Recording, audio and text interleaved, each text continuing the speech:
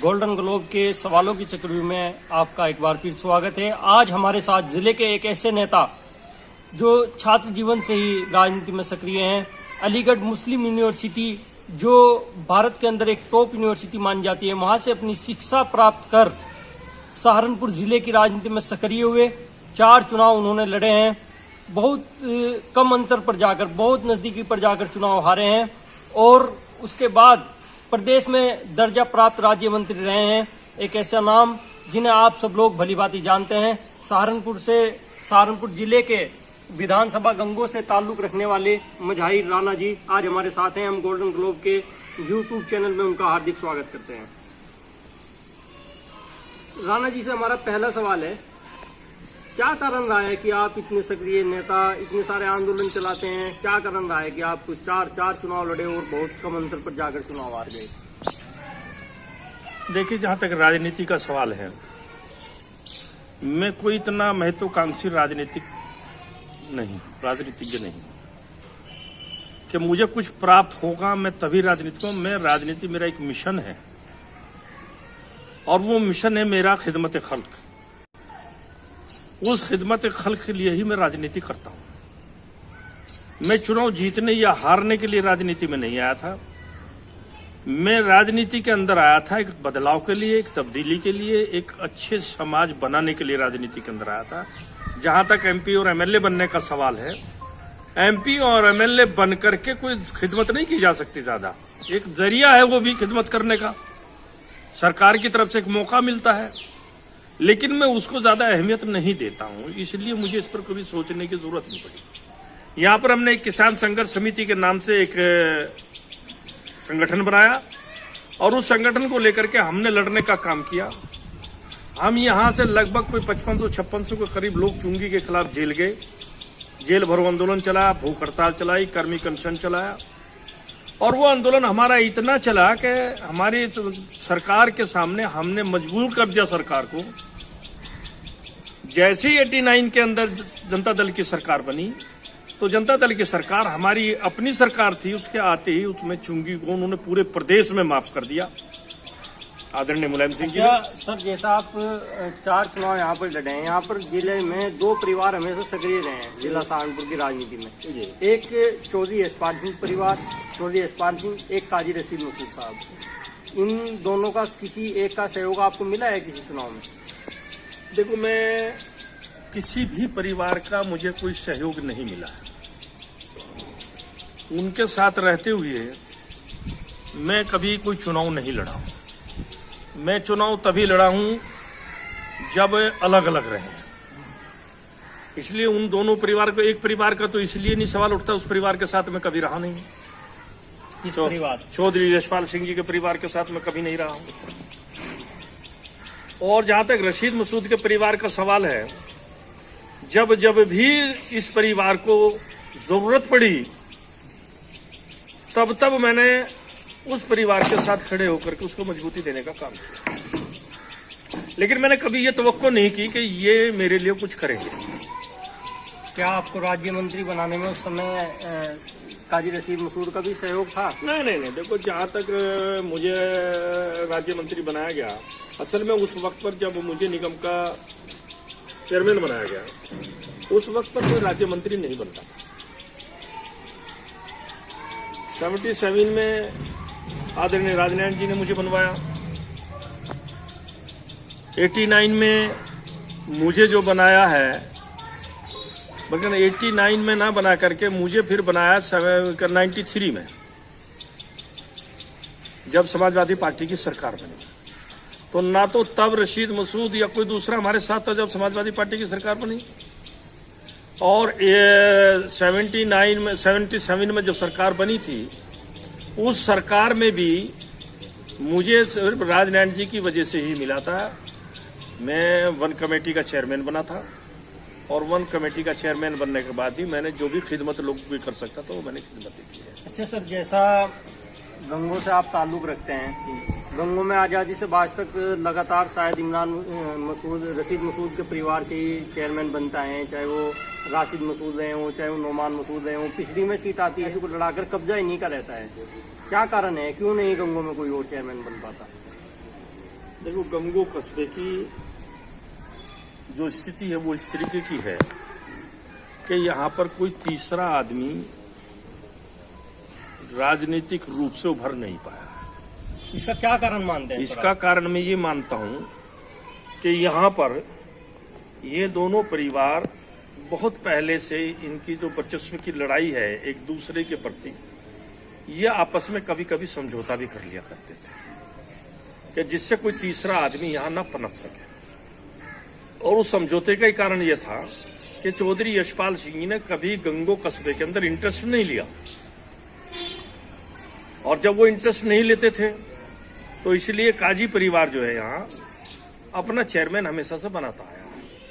चाहे रशीद मसूद के वालिद साहब चेयरमैन रहे हों, या उनसे पहले पंडित जी चेयरमैन रहे हों, या उनसे पहले लाला जी चेयरमैन रहे हों, सिर्फ एक चेयरमैन बीच में आया था, चौधरी सरजीत सैनी जी, जो इनके विपक्ष में बन गया था। उसकी भी चेयरमैनी नहीं चल पाई थी, बीच में ही वो चेयरमैनी टूट गई थी। यहाँ पर काफी लंबे समय तक रशीद मसूद जी भी जिले में राजनीति करते हैं। आप जिले में राजनीति से जुड़े हुए हैं, उनकी राजनीतिक कार्यकाल के बारे में आप देखो, जहां तक रशीद मसूद का ताल्लुक है, रशीद मसूद बहुत ही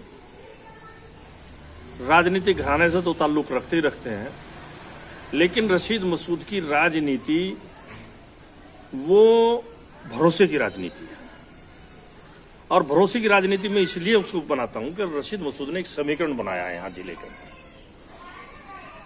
अगर वो खुद मुसलमान है तो वो सिर्फ और सिर्फ लोकसभा के चुनाव तक महदूद रहे,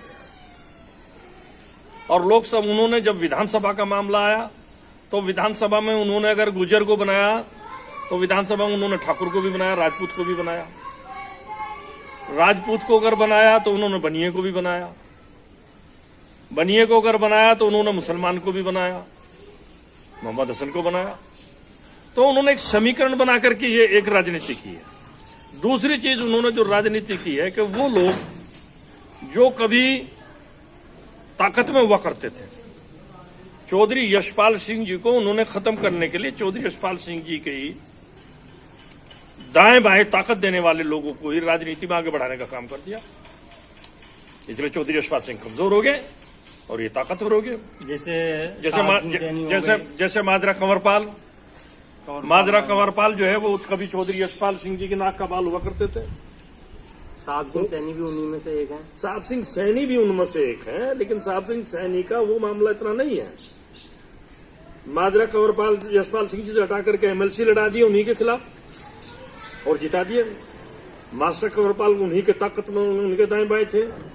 मास्टर कंवरपाल को हटा करके उन्होंने एमएलए बना दिया, उन्हीं के खिलाफ खड़ा कर दिया यहाँ पर लाकर के।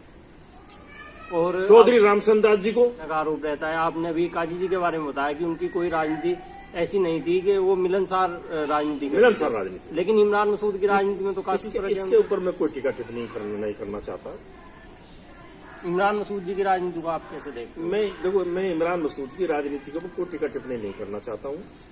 इसलिए नहीं करना चाहता हूँ टीका टिप्पणी उसके ऊपर कि इमरान मसूद कांग्रेस पार्टी के लीडर है। आज पश्चिम उत्तर प्रदेश में इमरान मसूद का कांग्रेस में एक पद है। तो आप अपनी पार्टी के नेता होने के नाते उन पर कोई टिप्पणी नहीं करना चाहते? नहीं, मैं पार्टी के नेता होने के नाते नहीं, बल्कि मैं उन पर टिप्पणी इसलिए नहीं करना चाहता हूं कि आज जब सब लोग वही राजनीति कर रहे हैं।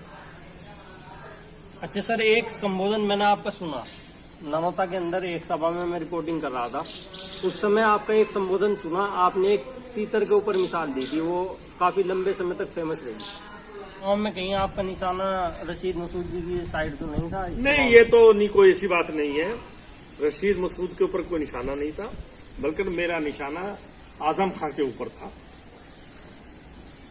वहां आजम खां सामने चुनाव लड़ रहा था और मैंने आजम खान ने तो कौम के लिए बहुत, मुस्लिम समाज के लिए बहुत काम किया है। एक यूनिवर्सिटी तक उन्होंने बनवाई है। मैं आपको बता दूंगा अपना क्या आजम खान ने कौम के लिए। मैं ये पूछना चाहता हूँ, जहां तक मैं तभी कहा था कि इस पर टीका टिप्पणी करना चाहता हूँ, जहां तक यूनिवर्सिटी बनाने का सवाल, अगर आजम साहब ने यूनिवर्सिटी बनाई है तो आज क्या हाल है उस यूनिवर्सिटी का?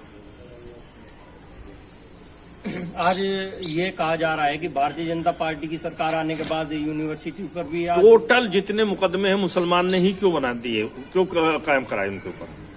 हिंदू का कोई मुकदमा नहीं है उनके ऊपर। तो आजम खान के बारे में क्या बताना चाहेंगे सर आप? मैं आजम खान के बारे में भी कोई टिप्पणी नहीं करना चाहता हूँ। क्यों? कल कोई ताल्लुक आपका बन जाए कोई? नहीं, मेरा ताल्लुक तो आज भी खराब, मेरा ताल्लुक आज भी खराब नहीं है, मेरा ताल्लुक कल भी खराब नहीं था। मेरे तो बहुत अच्छे हैं, यूनिवर्सिटी में हम साथ रहे हैं, तो आजम खान से मेरा कोई बैर भाव नहीं है, न मैं आजम खान से मेरा कोई ये तो राजनीतिक चीज है। राजनीतिक बाद में आप मुलायम सिंह शीर्ष नेतृत्व तो वो मालिक हो गए तीतर के, और एक तीतर जो है वो आजम खान, तो मतलब उस किस रूप से आप देखते हैं? देखो मेरी सुनी बात, ये तो एक वक्त था, मौका था, हम चुनाव खिलाफ लड़ रहे थे उनके।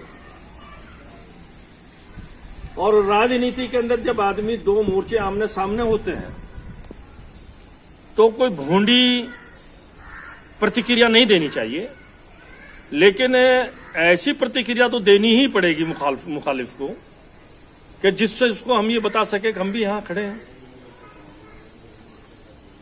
सर, बहुजन समाज पार्टी में आप रहे हैं, उसके बाद आप नसीमुद्दीन सिद्दीकी के साथ कांग्रेस में आ गए हैं।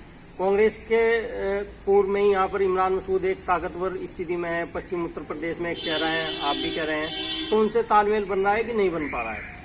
तो हमारा उनसे बैर भाव नहीं है, हमारा मिशन अलग है, उनका मिशन अलग है। हमने बहुत पहले शुरू में आपसे कह दिया था कि हम महत्वाकांक्षी नहीं है, और जब हम महत्वाकांक्षी नहीं है तो हमारा किसी से बैर भाव हो ही नहीं सकता। अच्छा, चौधरी यशपाल सिंह का बारे में बताया जाता है कि वो आदर्शवादी नेता रहे हैं, अपने सिद्धांतों पर चले हैं, कोई मतलब बड़ा से बड़ा पद मेरा उनसे कभी मेल नहीं रहा। तो उनकी राजनीतिक कार्यकाल भी आपने देखा है, तो आप देखो मेरा उनसे कभी मेल नहीं रहा है। मैं हमेशा विपक्ष में रहा हूं। ये है वो एक अच्छा इंसान था, बढ़िया आदमी था और सामाजिक व्यक्ति था। अच्छा, दूसरी ये प्रदीप चौधरी यहाँ पर सांसद, मौजूदा सांसद हैं कैराना लोकसभा पर, पूर्व में विधायक रहे हैं, सांसद बनने से पहले मौजूदा विधायक थे, उससे पहले कांग्रेस के विधायक रहे हैं। तो क्या मतलब विकास कार्य करा पाए हैं गंगों के लिए? क्या विशेष कर पाए हैं? क्या मतलब इनके बारे में, इनके विकास के बारे में क्या कहेंगे आप? देखो, मैं एक दूसरी बात कहना चाहता हूँ आपसे। प्रदीप हो या कोई भी हो, कोई जेब से विकास नहीं करता। जो आदमी नुमाइंदा चुना जाता है उनको निधि मिलती है, उस निधि का कुछ लोग सदुपयोग कर लेते हैं, कुछ लोग उस निधि का सदुपयोग नहीं करते। तो गंगो क्षेत्र में, कैराना लोकसभा क्षेत्र में निधि का सदुपयोग हो रहा है कि दुरुपयोग हो रहा है, इसके बारे में क्या कहना है? अभी ना तो सदुपयोग ही दिखाई दे रहा, ना दुरुपयोग कहीं दिखाई दे रहा। अभी वो निधि कहाँ है कहाँ नहीं है, अब तो वो निधि भी खत्म हो गई है। प्लानिंग क्या है राजनीति में? आपकी भावी प्लानिंग क्या है? हमारा लास्ट आपको सवाल है। देखो, मैं मिशनरी आदमी हूँ। मैं ये देख रहा हूँ राजनीति के अंदर कि जो आज राजनीति बहुत खराब स्थिति में जा रही है। आज देश बर्बादी की तरफ जा रहा है। आज भाईचारा टूट रहा है, सामाजिक ताना बाना छिन्न भिन्न हो रहा है, और सामाजिक ताना बाना जहां छिन्न होना शुरू हो जाता जिस मुल्क में, वो उस मुल्क के टूटने में चंद ही दिन लगते हैं। हालात खराब हैं। आज की सरकार, जो मौजूदा सरकार है, वो किसी वैचारिक उससे नहीं जुड़ी, बल्कि वो सांप्रदायिक विचार से लोगों को अपने साथ जोड़े हुए है, और काट के हंडी बार बार नहीं चढ़ती है, वो एक बार चढ़ जाती है। इसलिए वो अपने उन मुद्दों को, जिन मुद्दों को वो उठा करके 2014 में सरकार बना करके आए हैं, नारा देते थे बहुत हुई महंगाई की मार, अब के भाजपा सरकार। क्या महंगाई खत्म हुई है? बहुत कहते हैं पेट्रोल और डीजल के दाम कम करो कम करो। क्या पेट्रोल और डीजल के दाम कम हुए हैं? क्या कानून व्यवस्था सही आई है? महिला पर अत्याचार कम हुए हैं? रोजगार बढ़े ऐलान किया था कि हम प्रत्येक वर्ष 2 करोड़ लोगों को रोजगार देंगे। 6 साल में 12 करोड़ लोगों को रोजगार देना चाहिए था। 6 साल में 12 करोड़ लोग बेरोजगार कर दिए, तो जो ये बोलते हैं उसका उल्टा करते हैं। आज बेरोजगारी चरम सीमा पर है। अभी कोरोना का भय दिखा करके जिस तरीके से इन्होंने सांप्रदायिकता का जहर फैलाया, तो सर कोरोना है नहीं, कोरोना है नहीं। देखो बीमारी ये बहुत पहले से है। कोरोना बीमारी अपने आप में कुछ नहीं है। तो आपका जो मानना कोरोनिक ये है, आपका मानना ये है कि भाजपा कोरोना का डर दिखा रही है लोगों को, कोरोना के नाम पर भाजपा कोरोना के नाम पर लोगों को भय दिखा करके अपना एजेंडा लागू कर रही है। किस तरह का एजेंडा? एजेंडा लागू करने का ये, अभी आप ही देखिए पुलवामा घटना हुई, जी सर, 40 नौजवान शहीद हुए, उनकी 13वीं भी नहीं हो पाई। इसके बाद सर्जिकल स्ट्राइक तो हुआ है सर। उनकी राख भी ठंडी, पहले मेरा पूरी सुन लीजिए ना, उनकी राख भी ठंडी नहीं हुई। आपने उनको चुनावी मुद्दा बना करके बैनर पर लगा दिया पीछे।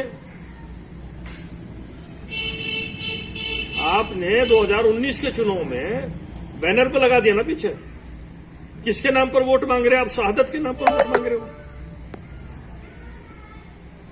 जहां तक सर्जिकल स्ट्राइक का सवाल है, हम कहते हैं सर्जिकल स्ट्राइक होनी चाहिए, बार बार होनी चाहिए। दुश्मन के दांत खट्टा करने के लिए जरूरी है। कांग्रेस ने भी सर्जिकल स्ट्राइक किया है। कोई सर्जिकल पता नहीं कितनी बार। कोई मैं आपको बताता हूँ, कांग्रेस ने तो वो किया, सन 1971 क्या था सर। आप जब कांग्रेस की सरकार प्रदेश में देश में चलती थी, बहुत सारे घोटाले हुए। 2G सेक्टर में घोटाला हुआ है, कॉमनवेल्थ घोटाला हुआ है। एक मिनट सुन लीजिए आप, मैं आपको एक बात बता देता हूँ। जहां तक घोटालों का संबंध, उससे कोई अछूता नहीं है। इसका मतलब यह कि कांग्रेस ने घोटाला कर दिया तो मैं भी घोटाला करूंगा? नहीं सर, इस इसका सरकार मतलब घोटाले का आरोप इसका मतलब तो नहीं है सबसे ना। किसका? इस सरकार पर तो कोई नहीं है। नहीं, आप में दम है इसका घोटाला खोलने का? सर घोटाला सामने तो आए तभी हमने तो कांग्रेस का ऐसा है, किसी ने भी देखो, नहीं बोला। आपके पास खबर घोटाला हुआ तो खुला। आपके खबर कैसे आएगी आपके पास? अभी ये राफेल का सौदा हुआ।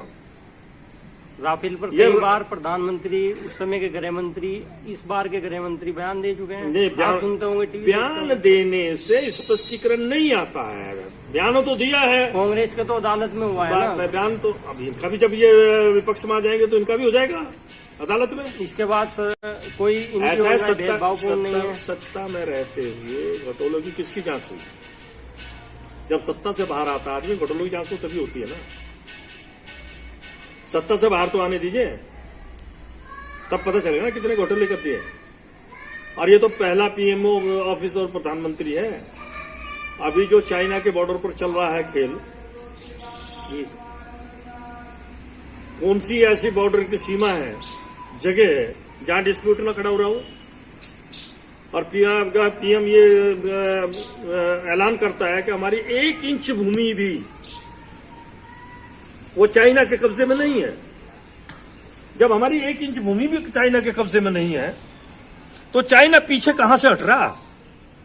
अच्छा सर, क्या पीएमओ स्पष्टीकरण दे, फिर उसका अगले दिन देता है। भारतीय जनता पार्टी की सरकार इतनी बुरी रही, क्या कारण रहा कि आपके नेता राहुल गांधी 2019 में भी पूरी तरह फ्लॉप हो गई? कांग्रेस के पास तो सर नेतृत्व नहीं है। देखो, ऐसा नहीं है। कांग्रेस के पास बहुत सशक्त नेतृत्व है। कांग्रेस के पास नेतृत्व की कमी नहीं है। सर आप सवाल यह है कि सोना बनाते हैं। एक मिनट सुनो, मेरी बात सुनो। कांग्रेस के पास जो नेतृत्व कांग्रेस के पास है, वो काम नहीं कर सकता जो भाजपा का नेतृत्व कर रहा है। भाजपा का नेतृत्व अंधभक्त पैदा कर रहा है। सवाल नहीं पूछे, कोई सवाल करने के लिए तैयार। लोगों के जहन में एक बात बिठा दी कि केवल और केवल एक समुदाय का इलाज यही कर सकता है, और उस समुदाय का इलाज करने के लिए इसके अलावा कोई सक्षम नहीं है। उसी पे ही मेजोरिटी का वोट प्राप्त करने लग रहा है। समय रहेगा तो हम आपसे जरूर बात करेंगे। बहुत बहुत धन्यवाद आपका समय देने के लिए।